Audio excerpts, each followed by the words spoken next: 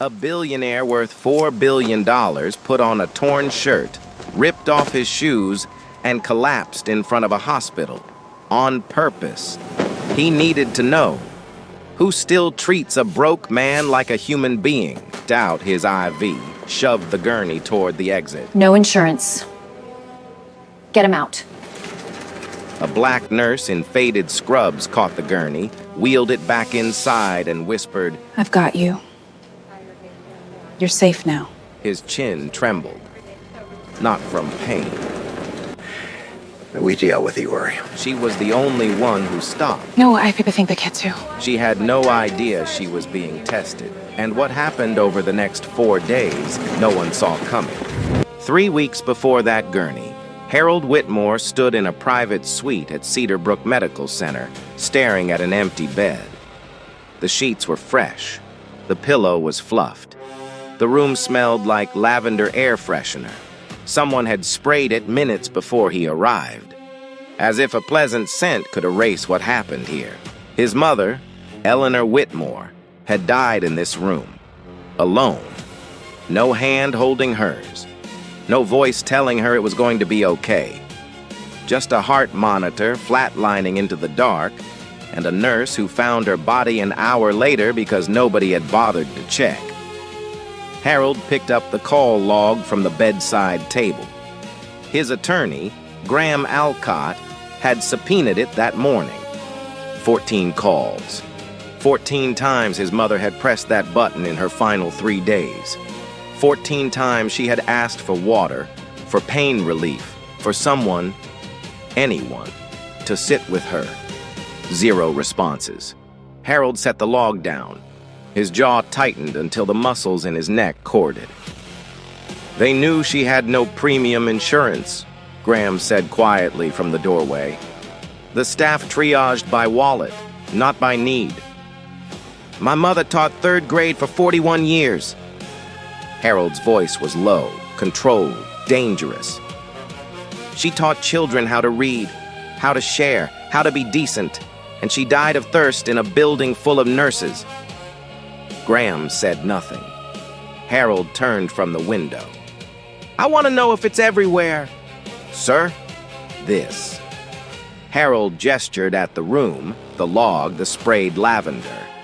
I want to know if every hospital treats the poor like garbage, or if someone out there still gives a damn. Graham hesitated. What exactly are you proposing?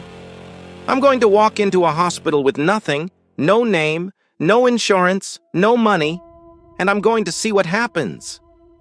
Graham stared at him. You're 78 years old. You have a heart condition. You want to... what? Pretend to be homeless. I want to pretend to be my mother. That sentence hung in the air like smoke. 2 weeks later, Harold stood in front of a full-length mirror in his Greenwich estate. The man staring back at him was unrecognizable. Gone was the silver hair combed with precision. It was now unwashed, tangled, greasy. Gone was the Brioni suit, the Patek Philippe, the Oxford shoes polished to a mirror shine. In their place, a flannel shirt with a frayed collar, the left elbow worn through.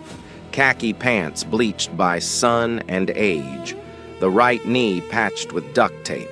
Sneakers with soles so thin he could feel the tile through them. He hadn't shaved in 6 days. His cheeks were hollow. He'd eaten less on purpose. His nails were dirty. He smelled like a bus station. Graham stood behind him, holding Harold's wallet, his phone, his watch, everything that proved he was someone. Mercy General Hospital, Graham said. Hartford, Connecticut. Private mid-tier. They take insurance but push premium patients to the front. Their CEO is on a golf trip in Scottsdale. It's the perfect pressure cooker.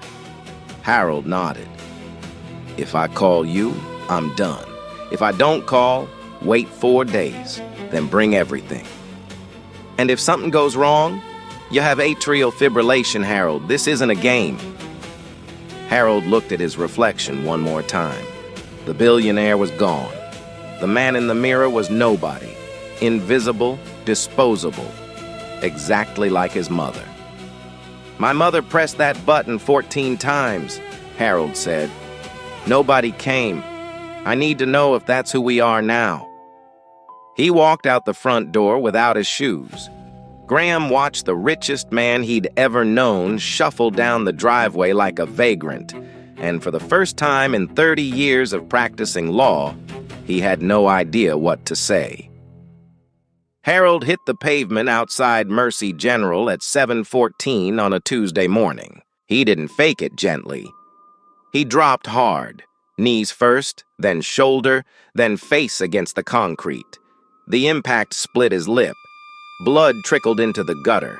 A janitor smoking near the loading dock saw him fall and jogged over. Hey man, you okay?" Harold didn't answer. His eyes rolled back. His breathing turned shallow and ragged, partly acting, partly real. The morning air was 38 degrees, and he could feel every crack in the sidewalk through his paper-thin sneakers. The janitor called it in. 2 paramedics wheeled Harold through the ER entrance 6 minutes later, and that's when the sorting began. Mercy General's emergency room at 7 in the morning was controlled chaos. Monitors beeping, a child crying in curtain 3, a drunk sleeping it off in the hallway, and behind the central station, surrounded by clipboards and coffee cups, stood Victoria Ashford. She saw the gurney before she saw the man on it. Torn flannel, no shoes. The paramedics had noted he wasn't wearing any. Dirt under his fingernails. The smell hit her from 10 feet away. Unwashed skin, old sweat, something sour. Victoria's nose wrinkled. She didn't try to hide it. "What do we have?" she asked, not moving from behind the counter. The paramedic handed over the intake sheet. "Male, late 70s, collapsed outside the main entrance. BP is low, possible dehydration, no ID on him, no insurance card, no emergency contact." Victoria scanned the sheet the way someone scans a restaurant bill they don't intend to pay. She set it down. "Call Hartford County. They have a shelter clinic. Transfer him out. He hasn't been examined yet." "He doesn't need to be examined here. Look at him." Victoria tilted her chin toward the gurney. "He's a vagrant. He probably passed out drunk. County deals with these people every night." "These people." The paramedic's eyebrows rose, but he said nothing else. He'd been doing this long enough to know which battles weren't worth fighting. Harold lay still, eyes closed, listening. 2 nurses passed his gurney. One glanced down, the other didn't. Neither stopped. An orderly wheeled a supply cart past him and muttered to a colleague, "Smells like the subway in here now." They laughed. Harold counted the seconds. 45 seconds since he'd arrived in the ER. Not a single medical professional had touched him. Not a single hand had checked his pulse, his temperature, his breathing. He was furniture. Less than furniture. Furniture at least belonged somewhere. Then he heard footsteps. Quick, purposeful. Rubber soles on linoleum. A small hand pressed against his wrist. 2 fingers found his pulse. A voice, calm, steady, close, said, "Sir, can you hear me? I'm Brenda. I'm a nurse. I'm going to help you."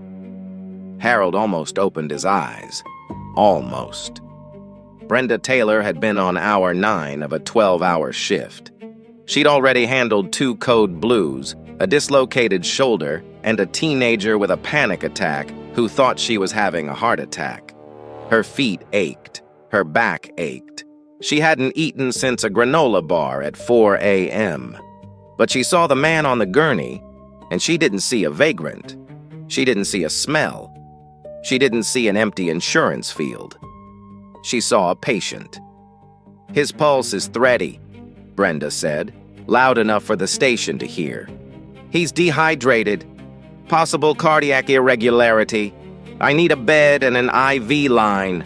Victoria looked up from her iPad. "Brenda, I already called County. County is 40 minutes away. His pulse is 52. You want that on your intake report? The station went quiet. Victoria's eyes narrowed. The pearl earrings caught the light. Her gel nails stopped tapping. You're wasting resources on a man who can't pay for a Band-Aid. I'm stabilizing a patient, that's the job. The job is keeping this department running, and every minute that bed is occupied by someone with no coverage, it costs us. Then bill me. Brenda grabbed the gurney rail and unlocked the wheel brake. Room 4B is open. I'm taking him there. She wheeled Harold down the corridor without waiting for permission. Victoria watched her go. Then she picked up her iPad, opened a new email to administration and typed, Resource Misallocation, Brenda Taylor, RN. In room 4B, Brenda adjusted Harold's pillow and pulled a thin hospital blanket over his shoulders. You're safe now, she said. Harold kept his eyes closed, but for the first time since his mother died, he felt something he hadn't expected to feel. Hope. Room 4B was the smallest room on the third floor.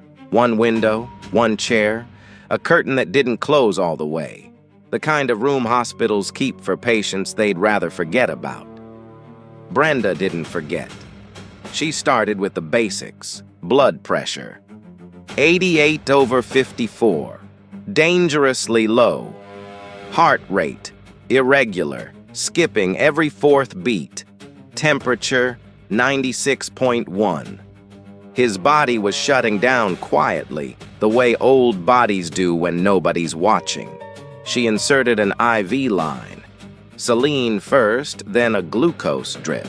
She checked his pupils, his reflexes, his skin turgor, pinching the back of his hand to test dehydration. The skin held its shape for 6 seconds before flattening. Severe. When's the last time you had water? She asked. Harold opened his eyes for the first time. He looked at her. Really looked. Small woman, dark skin, curly hair pinned back with a pencil. No makeup. A burn scar on her left hand, old and faded. Scrubs that were a size too large, bought off a clearance rack. And eyes that didn't look through him the way everyone else's had. Yesterday, he lied. He'd actually had sparkling water in his Bentley 6 hours ago, but the character he was playing hadn't drunk anything in 2 days. Yesterday when? Morning maybe, I don't remember. Brenda shook her head. She pulled a meal tray from the hallway cart. Turkey sandwich, apple juice, a cup of Jell-O. Standard hospital food that no paying patient ever touched. Eat, she said, all of it. I'm not hungry. I didn't ask if you were hungry, I said eat. Harold almost smiled. Almost.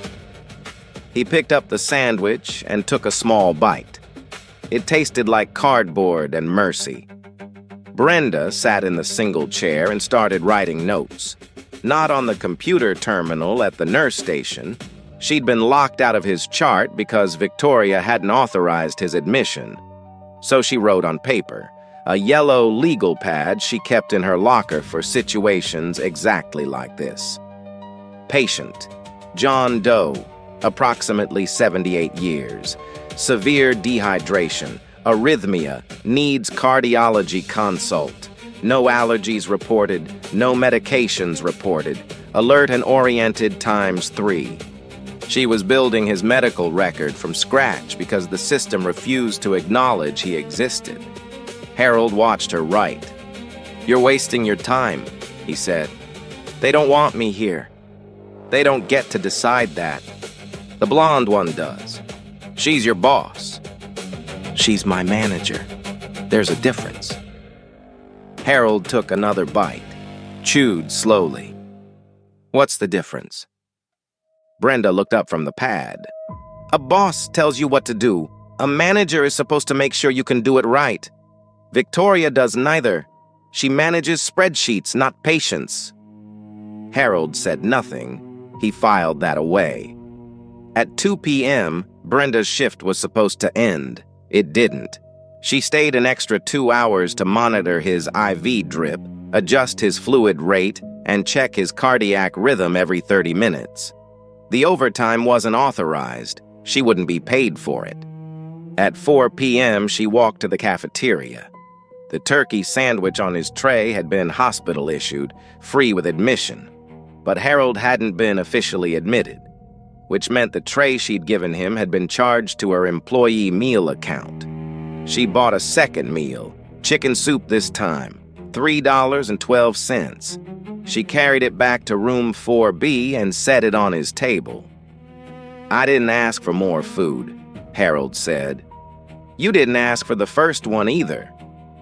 She checked his IV line one more time, wrote a note on the yellow pad, and paused at the door.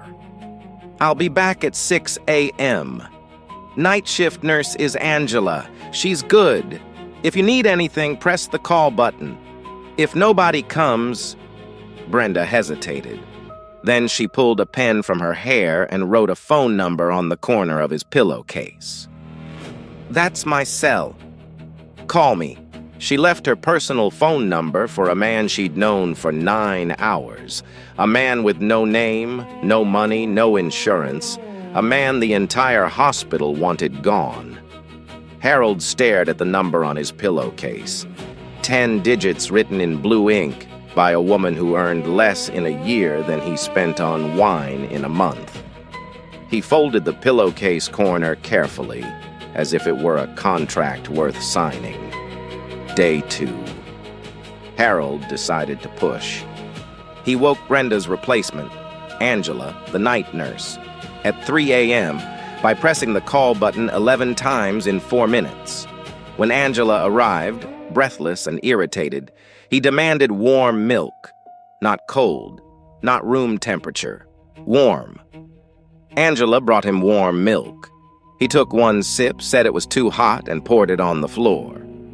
Angela didn't come back after that. At 6:12 a.m., Brenda walked into room 4B and found Harold sitting upright in a soaked bed. He'd knocked over his water pitcher, deliberately, and let it soak through the sheets, the mattress pad, the pillow. The room smelled like wet fabric and something stale.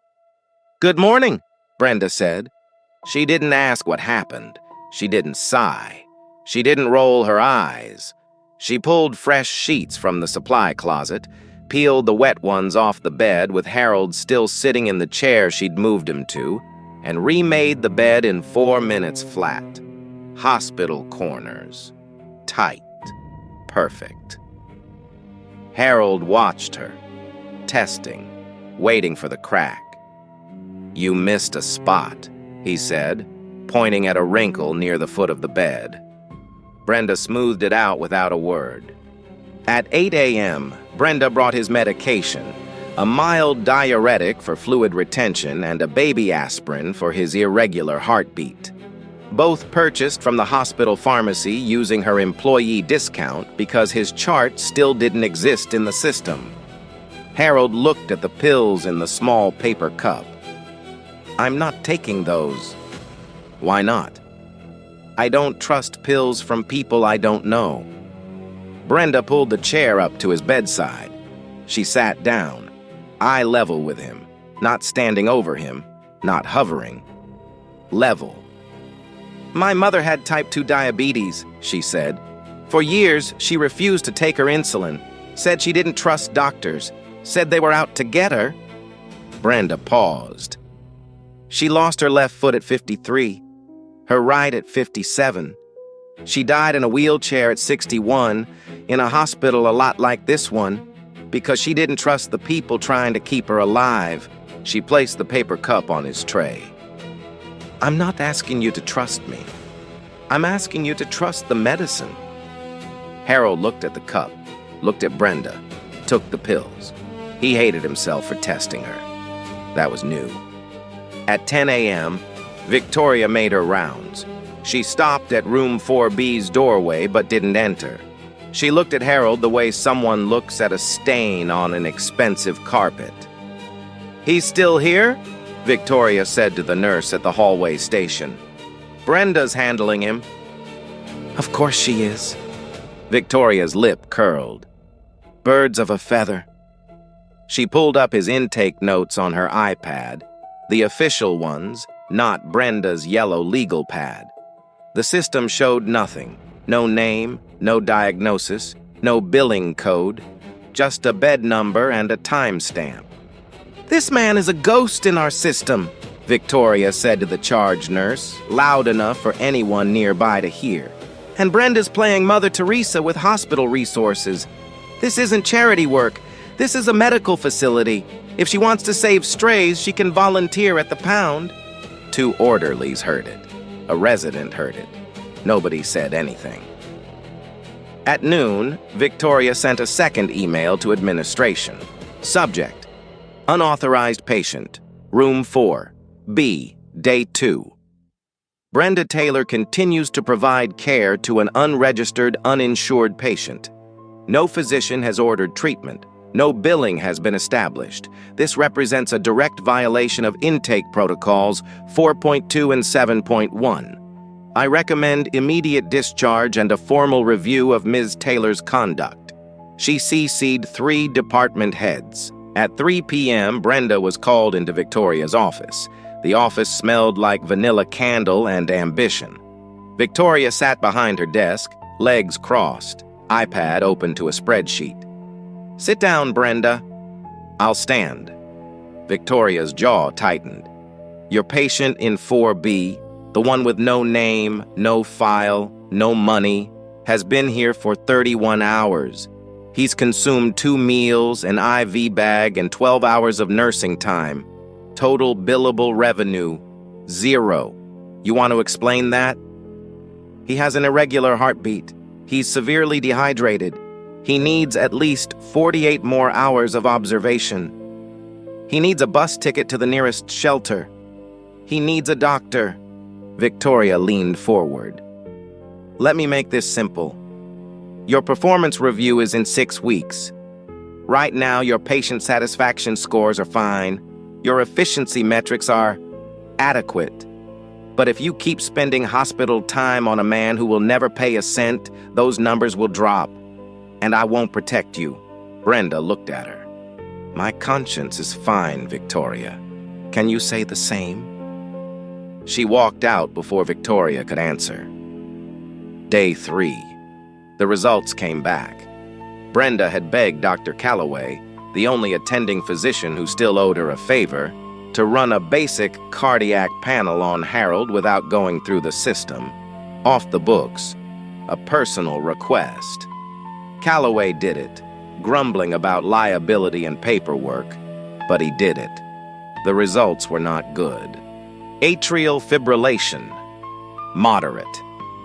Harold's heart was misfiring every few beats, sending tremors through his chest like small electrical storms. Without medication, the rhythm would worsen. Without treatment, a clot could form. Without intervention, that clot could travel to his brain. Brenda stared at the printout in the break room. She'd seen these numbers before.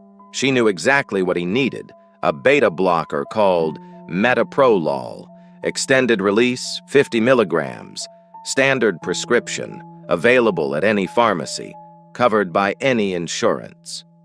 Harold had no insurance.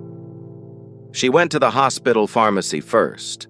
The pharmacist, a thin man named Clark with wire-rimmed glasses, looked at her request and shook his head. "No chart, no physician order on file, no insurance authorization. I can't dispense this, Brenda. You know that. He has AFib. He needs this today. Then get a doctor to admit him properly. I've been trying for 2 days." Clark lowered his voice. Victoria flagged his file. "Anybody who touches this patient's case without her approval gets written up. I'm sorry. My hands are tied." Brenda called Dr. Calloway again. Voicemail. She called Dr. Singh, the cardiologist on rotation. His secretary said he was in surgery until 6 p.m. She called the chief of medicine. The line rang 9 times and went to an automated message. 9 calls. No answers. The echo of Eleanor Whitmore's 14 calls hummed through the building like a frequency nobody else could hear. At 4:30 p.m., Brenda clocked out. She walked to her car, a 2009 Honda Civic with 187,000 miles, a cracked windshield, and a passenger side mirror held on with electrical tape. She drove 11 minutes to the nearest CVS. She stood in the pharmacy line behind a woman buying prenatal vitamins and a teenager picking up acne cream. When it was her turn, she handed over a handwritten note with the drug name Dosage and her own name as the purchasing party. "That'll be $186.40, the pharmacist said. Brenda opened her wallet. Inside, her driver's license, a library card, a photo of her mother in a wheelchair, and a Visa card with a $400 limit. She was already carrying $212 on that card, last month's electric bill, and a brake repair she'd put off twice. She swiped it. The machine paused for 3 seconds, long enough for her to wonder if it would decline. It didn't. $186.40. That was more than her weekly grocery budget, more than the rent contribution she owed her cousin, who let her sleep in the second bedroom of a 2-bedroom apartment in East Hartford, more than the new Crocs she'd been looking at online for 4 months because her current pair had a hole in the left sole that she'd patched with a strip of duct tape and a prayer. She drove back to the hospital with the medication in a white CVS bag on the passenger seat. She didn't cry. She didn't call anyone. She didn't post about it. She just drove. In room 4B, Harold was awake. He'd been watching the door for an hour, counting the minutes since Brenda's shift ended. She walked in at 5:47 p.m., almost 2 hours after clocking out. Unpaid, unasked. She set the CVS bag on his tray table. "Take one now. One in the morning, one at night. Don't skip." Harold looked at the bag. He reached for it and saw the receipt poking out from the top. $186.40. Visa ending in 3841. Taylor, Brenda M. His hand stopped. He'd built shopping malls. He'd closed deals worth more than this hospital. He'd written checks with more zeros than most people see in a lifetime. But this receipt, this thin, crumpled piece of thermal paper, carried more weight than any contract he'd ever signed. She bought heart medication for a stranger, with money she didn't have, on a credit card she couldn't afford. "You didn't have to do this," Harold said. His voice cracked. He didn't mean for it to crack. "Yeah," Brenda said. "I did." She checked his blood pressure one more time. 94/60, improving, and walked to the door. Harold noticed the duct tape on her left shoe as she turned the corner. He pressed his face into the pillow and exhaled a sound that wasn't quite a sob and wasn't quite a laugh. It was the sound of a man who had spent 3 days looking for something good and had found it in the last place he expected. Not in a boardroom, not in a church, not in a foundation, in a pair of broken shoes. Day 4. Victoria brought backup. At 9 a.m., Brenda was called to conference room B on the second floor. The room smelled like dry erase markers and stale authority. 3 people were already seated when she walked in. Victoria Ashford, at the head of the table. Legs crossed, iPad open. A printed spreadsheet fanned out in front of her like evidence at a trial. Douglas Mercer, hospital administrator. 56 years old, gray suit, gray hair, gray expression. A man who had spent his career making safe decisions and calling them leadership. He sat with his hands folded, the way people do when they've already made up their minds but want to appear fair. And Karen Wells, head of human resources, pen ready, legal pad open. Her presence meant one thing. This wasn't a conversation. It was documentation. Brenda sat down. She didn't bring notes. She didn't bring a union rep. She brought herself. Victoria spoke first. Room 4, B, day 4. Your patient, and I use that term loosely, has occupied a bed for 96 hours. He has produced 0 documentation, 0 insurance verification, 0 payment of any kind.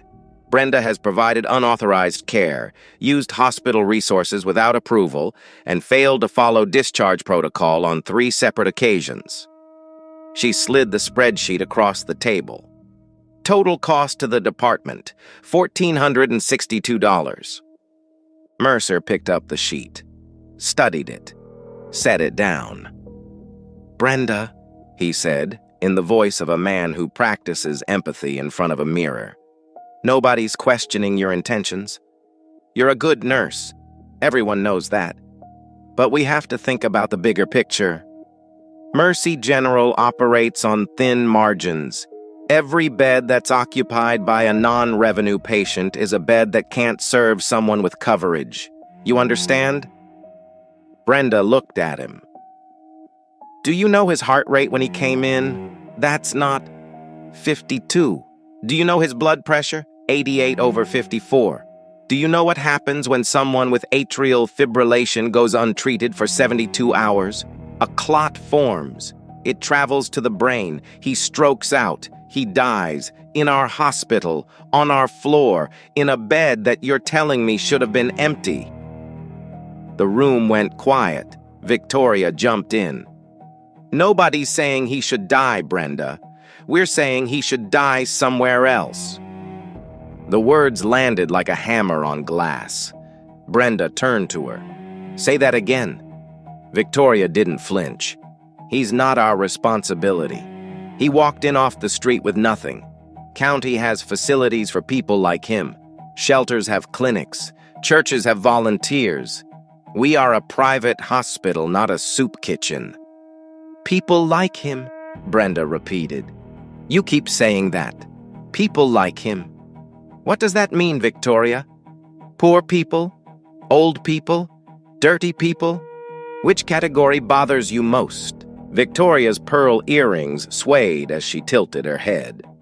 Don't make this about something it isn't. You made it about something it is the moment you called him a stray dog. Karen Wells stopped writing. Mercer shifted in his chair. This meeting is about protocols, Mercer said quickly, not about... This meeting is about a man dying in room 4B while 3 people in suits decide if he's worth saving based on his credit score.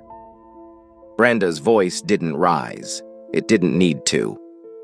I took an oath, not to a spreadsheet, not to an insurance company, to a patient. And that man, with no name, no shoes, no one in the world, is my patient. Silence. Victoria recovered first. She always did.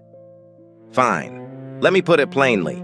Discharge him by 6 p.m. today, or I initiate a formal review of your conduct. That goes on your record. That affects your license. Mercer nodded slowly. It's the right call, Brenda. For everyone. Karen Wells wrote something on her legal pad and underlined it twice. Brenda stood. The chair scraped against the floor. A small, ugly sound in a room full of small, ugly decisions. If his heart stops tonight because you sent him out into the cold with an untreated arrhythmia, I want every person in this room to remember this conversation. Because I will. She walked out. The door closed behind her. In the hallway, she pressed her back against the wall and closed her eyes. Her hands were shaking now. Not from fear, but from the specific kind of fury that comes when you realize the system was never broken. It was built this way. Down the hall, in room 4B, Harold lay still. Graham had installed a listening device in the smoke detector the night before. A precaution, he'd said. Harold had heard every word of the meeting through a tiny earpiece tucked behind his pillow. He heard stray dog. He heard people like him. He heard let him die somewhere else. And he heard Brenda Taylor risk her career for a man she thought had nothing. He pressed the earpiece deeper and waited for 6 p.m. 5:22 p.m. Brenda sat in the break room alone. Her locker was open. Inside, a spare pair of scrubs, a granola bar she'd been saving for tomorrow's breakfast, a dog-eared copy of Tuesdays with Maury, and a folded blanket. The blanket was cream-colored, crocheted, with a loose thread along one edge where her mother used to tuck it under her chin. Eleanor Taylor, not Eleanor Whitmore, a different Eleanor, a coincidence that would only matter later, had made that blanket in 1994, the year Brenda was born. She'd crocheted it during chemotherapy between rounds of nausea and exhaustion because she wanted her daughter to have something warm that wasn't bought from a store. Brenda's mother died when Brenda was 19. Diabetes, complications, a hospital that didn't try hard enough. The blanket was the only thing Brenda took from her mother's apartment. Not the furniture, not the dishes, the blanket. She'd never brought it to work before. She picked it up, closed her locker, and walked to room 4B. Harold was awake. His eyes tracked her as she entered. She looked different. Not physically, but something behind her expression had shifted. The steadiness was still there, but underneath it, something fragile, something that had been pressed on all day and was starting to show hairline cracks. "Cold tonight," Brenda said. She unfolded the blanket and draped it over him on top of the thin hospital sheet. "This is warmer than what they give you." Harold touched the fabric. Soft, handmade. He could feel the irregular stitches, the places where the yarn changed color because the maker had run out and started a new skein. This wasn't a hospital blanket. This was someone's history. "This is yours," he said. "It was my mother's."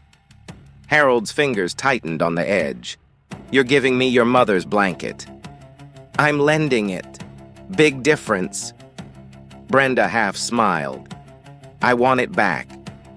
She checked his vitals. Blood pressure, 94/62, better. Heart rate, more regular thanks to the metaprolol she'd bought with money she didn't have. Temperature, 97.8, almost normal. "You're improving," she said. "Because of you. Because of medicine. I'm just the delivery system." Harold looked at her. Really looked. The burn scar on her hand, the pencil in her hair, the scrubs that didn't fit right, the shoes with duct tape on the sole. This woman had nothing, not by choice, but by circumstance. And she was giving away the little she had to a man she believed had even less. "Why do you do this?" he asked. The question was real this time, not a test, not a performance. He needed to know. Brenda sat in the chair, the same chair she'd sat in every day. She was quiet for a moment. "When my mother was in the hospital, the last time, I lived 2 hours away. I couldn't be there every day. I called the nurses' station every night and asked them to check on her. Tell her I love her. Make sure she had water." Brenda paused. "They said they would. I don't know if they did. I'll never know." She looked at the floor. "She died on a Tuesday. I got there Wednesday morning. Her water cup was empty. Her blanket had fallen on the floor. Nobody had picked it up. The room was very quiet. So when I see someone lying in a bed alone, with nobody to call and nobody coming, I think about my mother's blanket on that floor, and I pick it up. Every time, I pick it up." Harold said nothing. He couldn't. There was a pressure behind his eyes that he hadn't felt in decades, a rising, burning, uncontrollable pressure that no amount of money or power could suppress. His mother, her mother, the same blanket on the same floor in different hospitals in different years, the same silence, At 5:55 p.m., heels clicked down the corridor. Sharp, fast Victoria. She appeared in the doorway holding a discharge form and a pen. "Time's up, Brenda. Sign the discharge or step aside. I'll do it myself." Brenda stood between Victoria and the bed. 5'2" between 5'9". Faded scrubs between pressed blouse. Duct-taped shoes between designer heels. "He's not stable enough to discharge. The metrics say otherwise. The metrics don't have a heartbeat." Victoria held out the pen. "Last chance. Your career or your conscience. Pick one." Brenda looked at the pen. She looked at Harold. She looked at the cream-colored blanket draped over a man who she believed owned nothing in the world. She didn't take the pen. "Sign my termination," Brenda said. "I'm not signing his." Victoria's smile disappeared. She turned and walked out, heels striking the floor like gavels. In the bed, Harold Whitmore, billionaire, chairman, the man who owned 40% of this hospital, pressed his face into a crocheted blanket that smelled like lavender and loss, and wept. The first tears since Eleanor. 6:14 p.m. The parking lot of Mercy General Hospital filled with headlights. 3 black Cadillac Escalades pulled into the main entrance in a line, engines humming low, tinted windows reflecting the last orange light of the day. They didn't park in visitor spots. They parked in the ambulance bay, the kind of move that only happens when someone owns the ground they're standing on. Graham Alcott stepped out of the lead vehicle first. Charcoal suit, leather briefcase, the posture of a man who had spent 30 years standing behind power and had learned how to project it himself. Behind him, 2 associates. Behind them, a paralegal carrying a steel-reinforced document case. The automatic doors opened. Graham walked through the ER like he owned it, because in a legal sense, his client did. The receptionist looked up. "Can I help?" Graham set a business card on the counter. Heavy stock, embossed, gold lettering, Alcott and Fairbanks, LLP, counsel to Whitmore Holdings International. "I need to speak with your hospital administrator, immediately." The receptionist read the card, read it again. Her face changed the way faces change when someone realizes the weather is about to turn very, very bad. "I'll page Mr. Mercer right away." Graham nodded. "You might want to page Miss Ashford as well." Upstairs, Victoria was in her office typing Brenda's formal termination letter. She was on paragraph 3, failure to adhere to departmental resource allocation guidelines, when her desk phone rang. "Victoria, there are attorneys in the lobby from Whitmore Holdings." Victoria stopped typing. Her hand hovered over the keyboard. Whitmore Holdings, the name that appeared on the hospital's largest quarterly donation, the name on the building's east wing, the name that owned, she did the math quickly, 40% of Mercy General's equity stake. "I'll be right down," she said. Her voice didn't sound like her voice. She took the elevator. Mercer was already in the lobby, hands in his pockets, face the color of old milk. Karen Wells from HR stood beside him, clutching her legal pad like a shield. Graham didn't waste time. "Mr. Mercer, Miss Ashford, my client, Harold Whitmore, has been a patient in your facility for the past 4 days. Room 4B. Victoria blinked, then blinked again. Her mouth opened, but nothing came out. "That's not," Mercer started. "Possible?" Graham tilted his head. "Would you like to come upstairs and see for yourself?" They took the elevator in silence. Victoria stood in the back corner, pearl earrings perfectly still for the first time in 4 days because she had stopped moving entirely. Mercer stared at the floor numbers as they climbed. Karen Wells wrote nothing. The doors opened on the 3rd floor. Graham led them down the corridor to room 4B. The door was open. Inside, Harold Whitmore was standing, not lying down, not slumped in the bed, standing, straight-backed, shoulders square. The man who had shuffled into this hospital with no shoes and no name was standing in the center of the room with the posture of someone who had commanded boardrooms for 5 decades. Graham set the document case on the bed and opened it. Inside, a pressed charcoal suit, a white dress shirt, Italian leather shoes, and a Patek Philippe watch. Harold dressed in silence. He buttoned the shirt, straightened the cuffs, slid the watch onto his wrist, tied the shoes. Each movement precise, deliberate, ritual. The transformation took 90 seconds. The homeless man vanished. In his place stood Harold Whitmore, chairman of Whitmore Holdings International, net worth $4.2 billion, the man whose signature kept this hospital's lights on. Victoria leaned against the door frame. Her legs weren't working properly.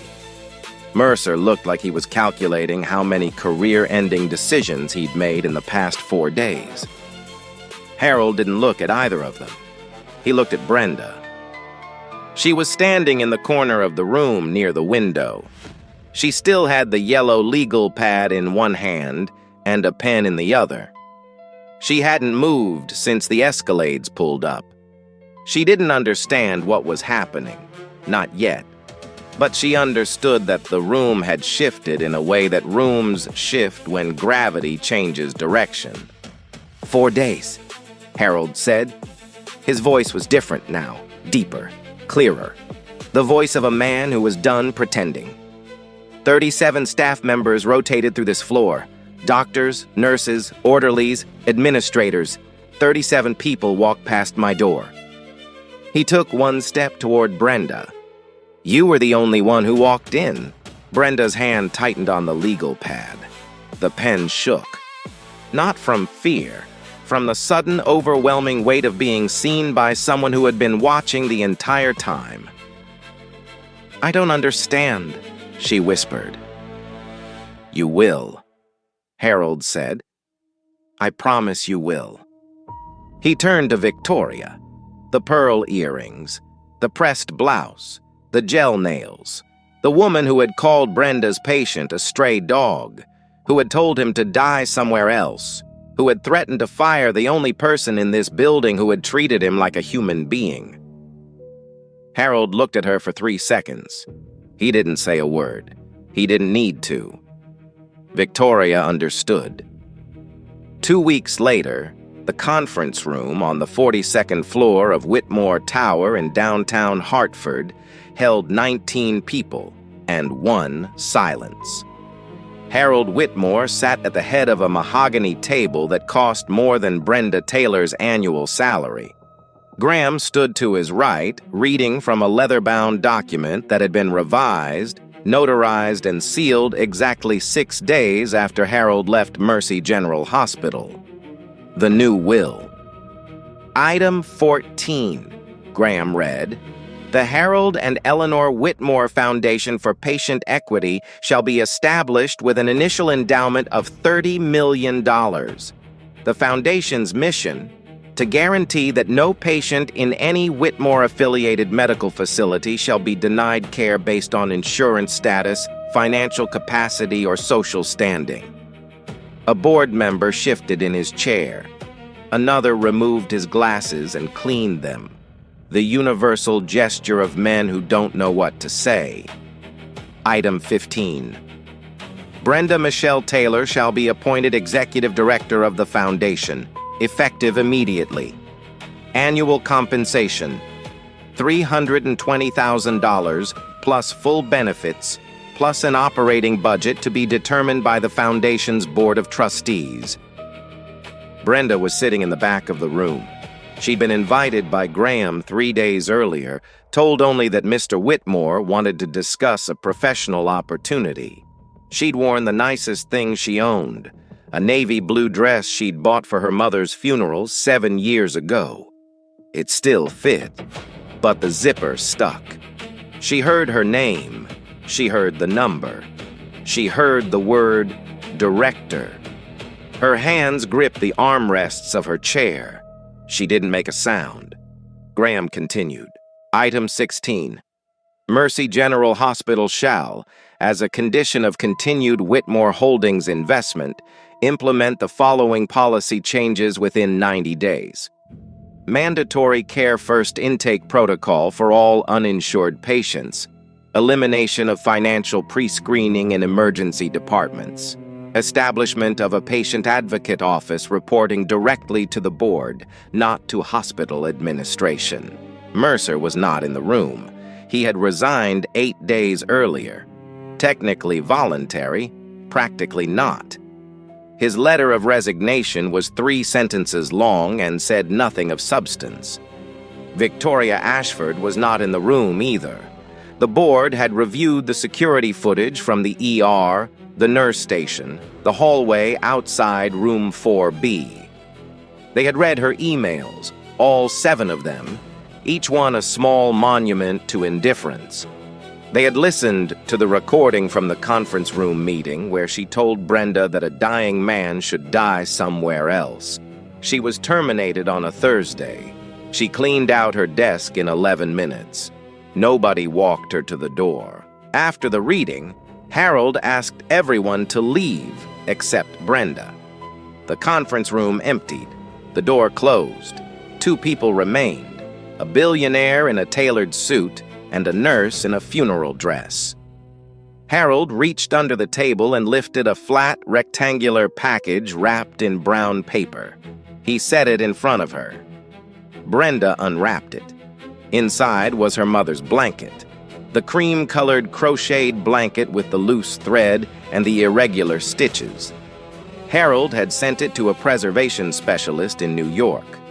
It was now mounted in an archival-quality glass frame, backed with acid-free linen.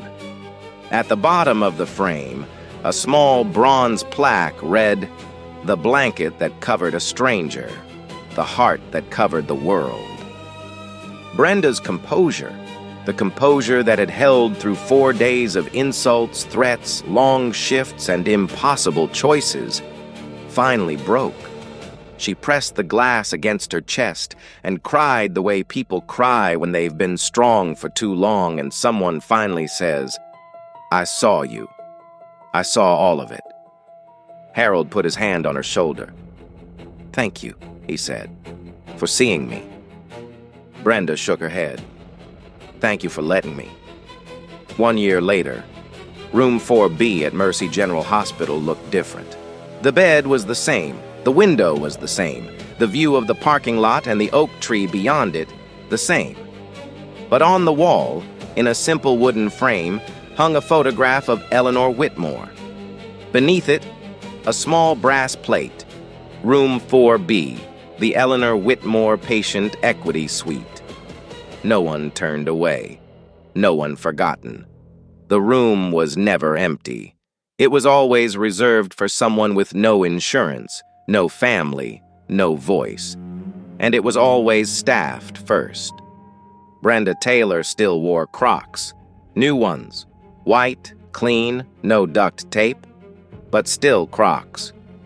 She still tucked gauze pads and peppermint candies into her scrub pockets, even though her scrubs now had a foundation logo embroidered on the chest. Old habits, good habits. She didn't work the floor anymore. She ran the foundation from a small office on the 4th floor of Whitmore Tower, the same building where her name had been read aloud in a will she never expected to hear. But every Thursday afternoon, she drove back to Mercy General and walked the halls, checked on patients, sat with the ones who had nobody, brought blankets. Harold called her every Sunday. The conversations were short, 10 minutes, sometimes 15. He asked about the foundation. She asked about his heart. He always said it was fine. She always told him to take his medication. Every call ended the same way. "Thank you for seeing me, Brenda." "Take your pills, Harold." The foundation funded care for over 4,000 uninsured patients in its first year. 14 hospitals across Connecticut adopted the Care First protocol.